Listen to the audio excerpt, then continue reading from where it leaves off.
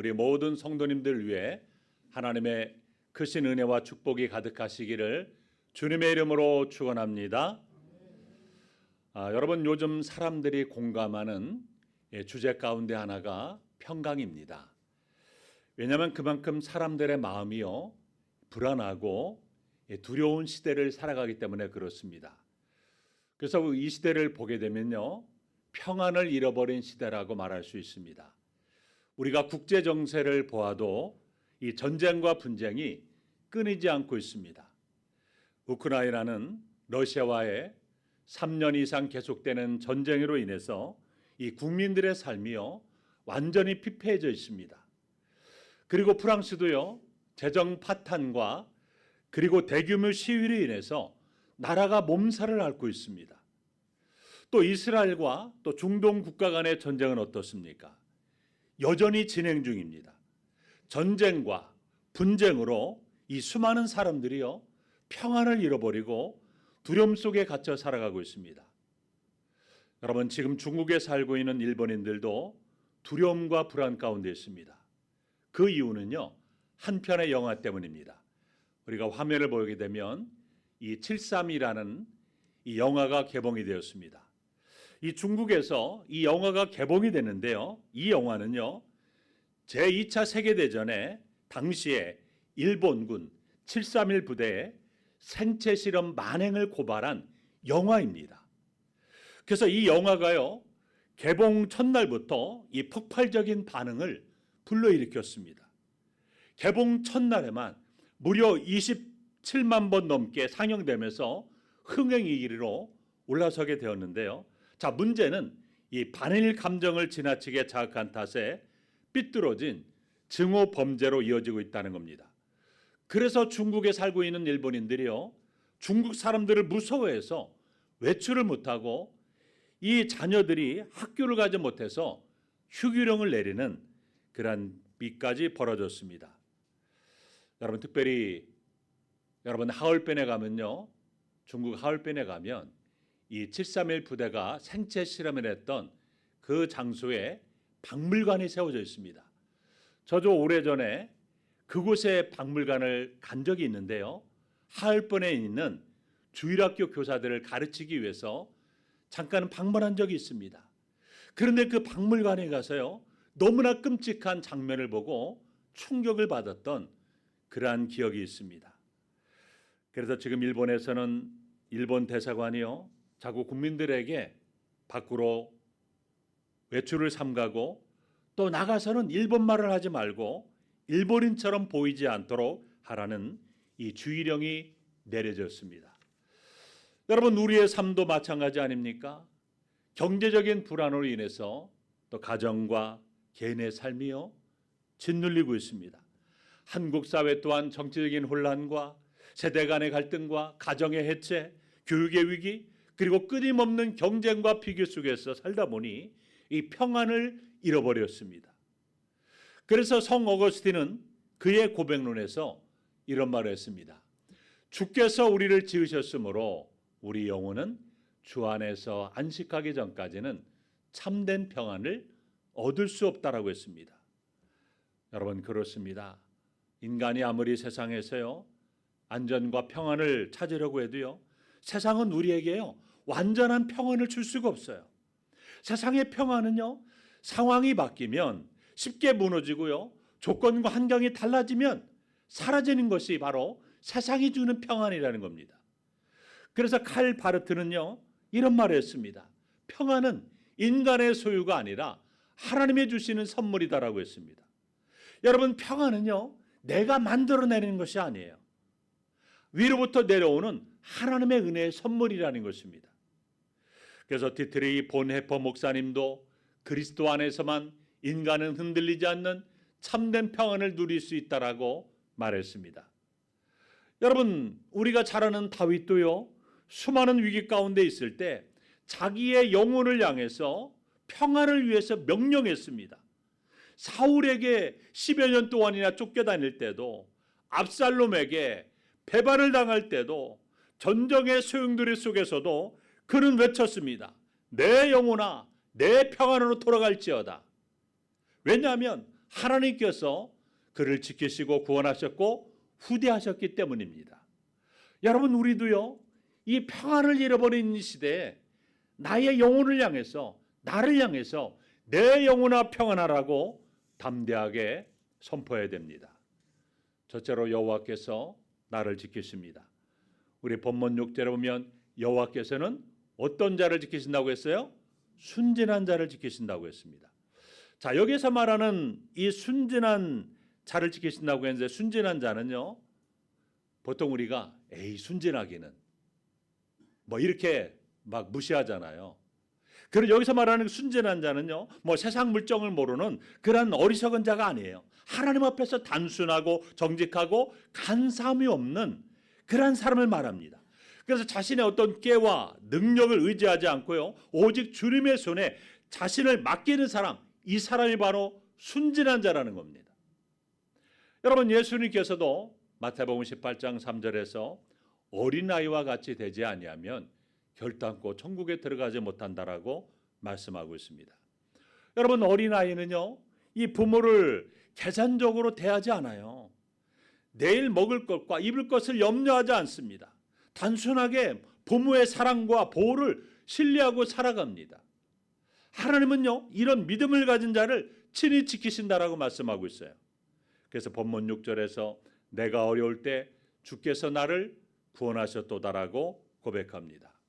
여기에서 어려울 때라는 것 단어는요, 억눌리고 낮아지고 무너질 상태라는 의미가 있습니다. 인생에 무너져 내리고 스스로 설조차 힘조차 없을 때 하나님은 그런 자를 외면하지 아니하시고 붙드시고 구원해 주시는 것입니다. 여러분, 2001년 9월 11일 미국 뉴욕의 세계무역센터가 테러로 무너졌을 때 수많은 사람들이 목숨을 잃지 않았습니까? 그런데 잔해 속에서 극적으로 살아남은 한 생존자의 간증이 알려졌습니다.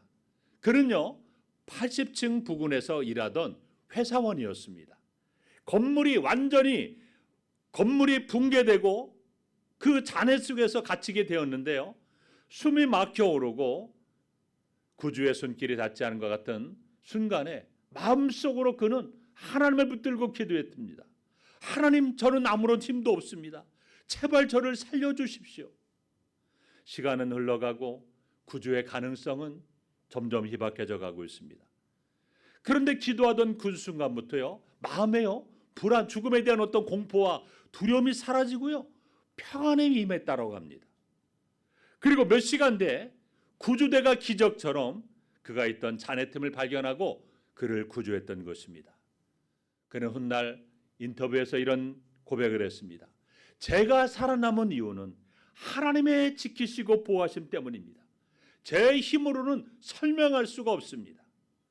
여러분, 우리가 인생의 삶의 위기 앞에 섰을 때 계산하고 어떤 인간적인 꾀를 부려도요, 길이 열리지 않을 때가 있습니다. 그러나 단순한 마음으로 어린아이처럼요, 하나님을 신뢰하는 자는요, 주님의 지키심을 경험하게 되는 것입니다. 그러므로 오늘도 우리가 믿음으로 고백해야 됩니다. 여호와께서 나를 지키신다. 그때 하나님께서 눈에 보이지 않는 위험 속에서도요, 세상의 억눌림 속에서도 우리의 영혼을 지키시고요, 구원의 길로 우리를 인도하실 줄로 믿습니다. 두 번째로 여호와께서는요, 나를 건지십니다. 우리 본문 8절 말씀 함께 했습니다. 시작. 주께서 내 영혼을 사망에서 내 눈을 눈물에서 내 발을 넘어짐에서 건지셨나이다. 여러분, 본문 8절 말씀 보면요, 다윗은요, 세 가지의 구체적인 간증을 통해서 하나님의 구원의 은혜를 선포합니다. 첫 번째가 무엇입니까? 내 영혼을 사망에서. 다윗은요, 평탄한 인생을 살지 않았어요. 수많은 전쟁터에서요, 죽음과 마주했습니다. 사울이 시기와 질투심에 불타서 그를 죽이려고 10여 년 동안이나 그를 추격해 올 때도 죽음의 고비를 여러 번 넘겼습니다. 그때마다 하나님께서 그의 영혼을요, 사망에서 건져주셨습니다. 여러분, 오늘 우리의 삶도요, 다르지 않습니다. 교통사고 한 번, 갑작스런 질병 하나로 삶이 한순간에 다 무너질 수 있습니다. 여러분, 건강검진에서 이상이 발견되었다는 한마디로 삶이 송두리째 흔들리는 경우도 있습니다. 그러나 우리가 지금 이 자리에서 숨쉬고 찬양하고 예배드릴 수 있는 것은요, 결코 여러분 우연 때문이 아닙니다. 그것은 바로 하나님의 은혜이고 사망에서 건지신 하나님의 손길 때문이라는 겁니다. 첫째로 하나님은요, 육체적인 생명에서 우리를 건져주었습니다. 여러분, 우리가 매일 아침마다 눈을 뜨고요, 이렇게 하루를 감사하게 시작할 수 있는 것은요, 단순히 어떤 생물학적 기능 때문이 아닙니다. 숨을 들이마시는 순간, 심장이 날마다 매 순간 뛸 때 그것이 모두가 다 하나님의 허락하신 은혜 아닙니까? 여러분, 하나님은 우리가 알지 못하는 수많은 죽음의 귀에서 우리를 건져주셨어요. 교통사고 현장에서, 질병으로 인한 위기 가운데서, 또 경제적인 어려운 상황에서 하나님은 여러 번 우리를 구원해 주신 것입니다. 그래서 어떤 성도는 이런 간증을 했습니다. 내가 여기 살아있는 것은 전적으로 하나님이 살려주신 은혜다. 여러분, 맞습니다. 우리가 살아 숨쉬는 것 그 자체가 이미 작은 부활을 경험한 증거라고 말할 수가 있는 것입니다. 두 번째로 영원한 사망에서 건지신 은혜가 있습니다. 하나님은 단순히요, 어떤 우리의 육체적인 생명만 연장시켜 주신 분이 아닙니다. 더 중요한 것은 우리의 영혼을 영원한 사망에서 건져 주셨다는 사실입니다. 여러분, 우리 모두는요, 죄로 인해서 사망의 권세 아래 있었습니다. 그래서 로마서 6장 23절 보면 이렇게 말씀합니다. 죄의 삭은 사망이요 하나님의 은사는 그리스도 예수 우리 주 안에 있는 영생이니라.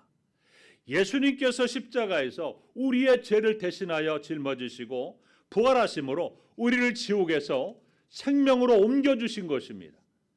그래서 우리는요, 단순히 육체적인 생명만을 누리는 존재가 아니라 영원한 생명을 가진 자들이 되었습니다.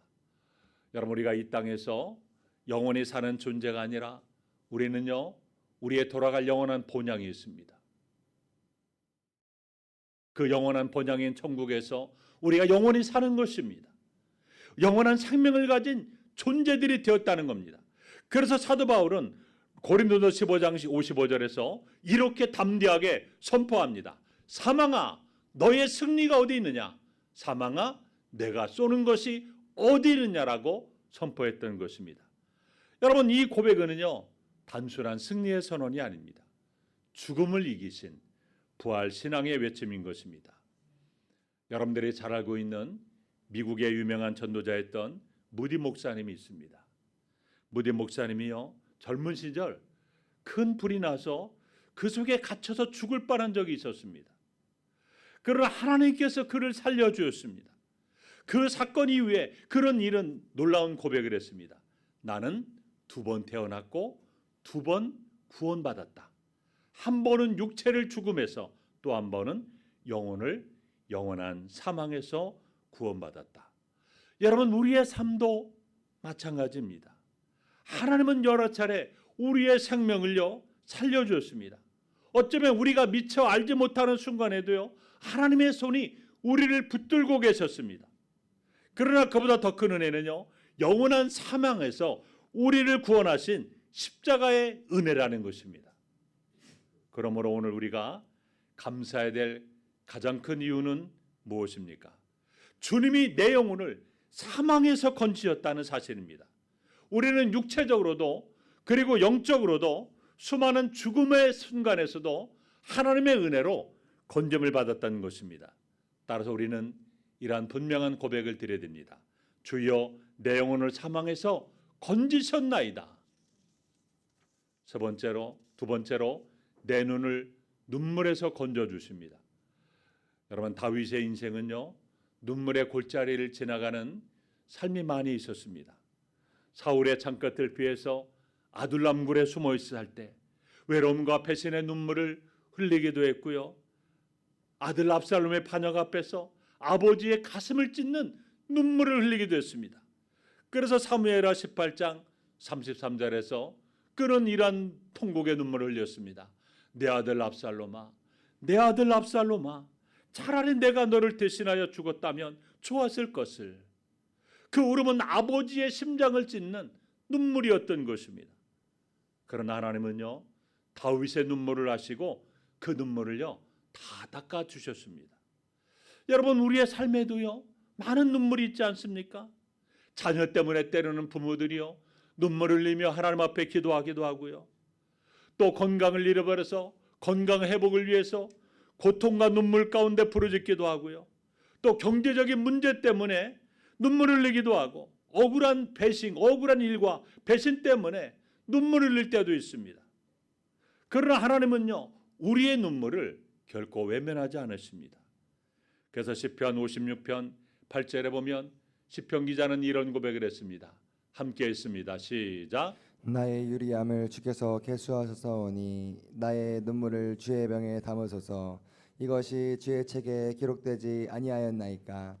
여러분, 나의 눈물을 주의 병에 담아달라고 기도했던 시편 기자의 기도가 우리의 기도 아닙니까?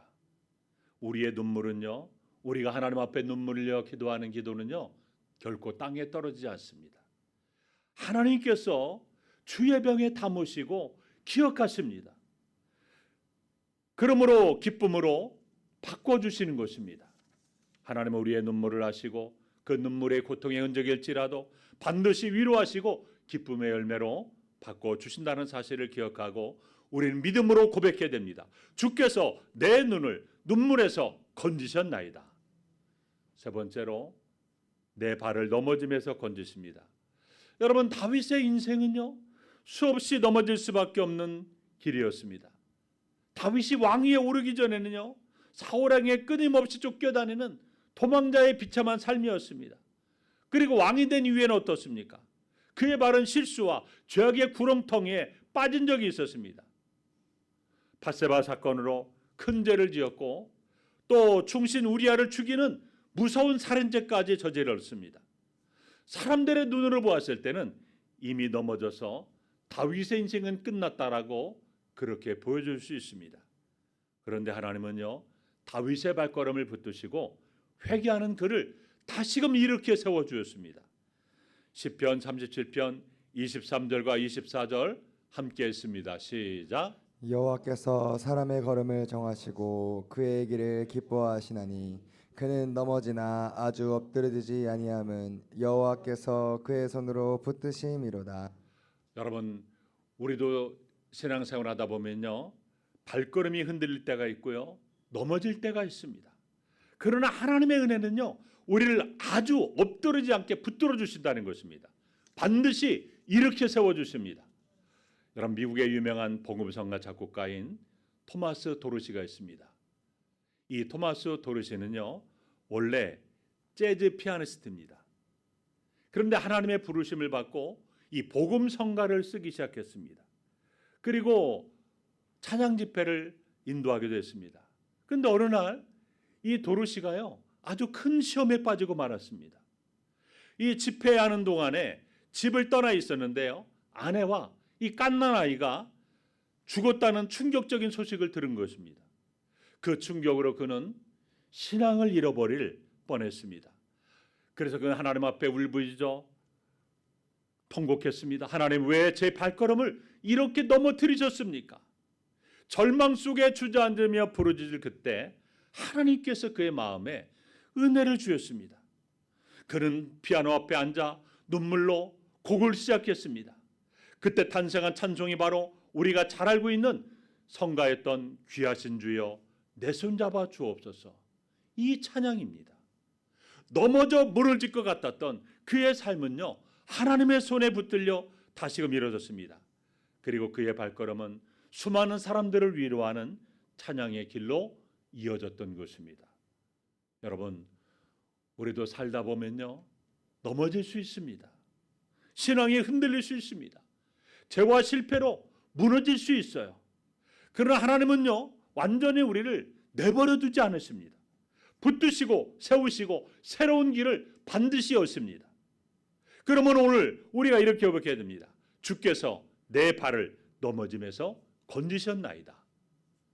여러분의 입술로 우리 한번 고백해 볼까요? 주께서 내 발을 넘어짐에서 건지셨나이다.